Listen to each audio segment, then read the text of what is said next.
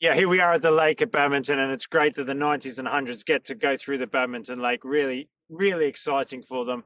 I would say that this, for the first time in this course, I would say that the 90s it's a slightly more strenuous test on the horse than what the 100 is. I know the 100s have got a jump in the water, which is very unusual, and certainly it's going to take require some jumping, but it's only small. Whereas the 90s have got their jump right close to the edge of the water, so the horses are going to be very distracted by the water as they're approaching that. They've then got to turn in the water, which again is a lot more technicality and a lot more riding required at that level. And then the rail out, which is very close to the edge of the water again. So the riders really have to be on their A game here in the 90. Even though the 100 has the fence in the water and it's right close to the edge and it's going to be a real bravery question, I would have thought most of the 100 riders, if they've got this far without problems, they're going to be up to this question. They're ready for this question, okay? Because there's been an awful lot of fences so far for the 100, which I thought are fairly significant, and they're going to really require a lot of riding effort from the riders and really test the horses. So to me, this is the first real significant test that we've seen the 90s have to do in comparison to the 100 course.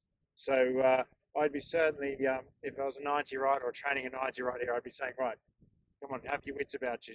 Don't be worried about getting wet at the Badminton Lake like everybody always is as they approach the Badminton Lake.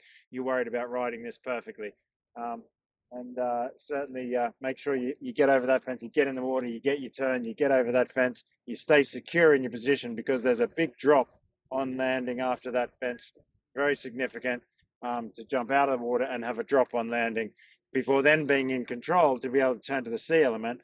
And again, very demanding flagging here. So it's an A, B, and C. So there is no opportunity, although there's a long way between A and B and C on both courses. So you can regroup yourself. There's no opportunity to turn. You have to stay. You have to know your rules. Keep a direct line from the A element to the B element to the C element. Whereas up in the 14, 15, we saw that they were numbered separately, so that you could, have some quick thinking riding to do circles if need be without penalties. Here you've got to do some quick thinking riding to regroup on the line while still going from A to B to C. So I think this is a really significant question for both, but certainly the 90. And I would hope that everybody gets over their beautiful swan fence in the water, because these are definitely beautiful fences.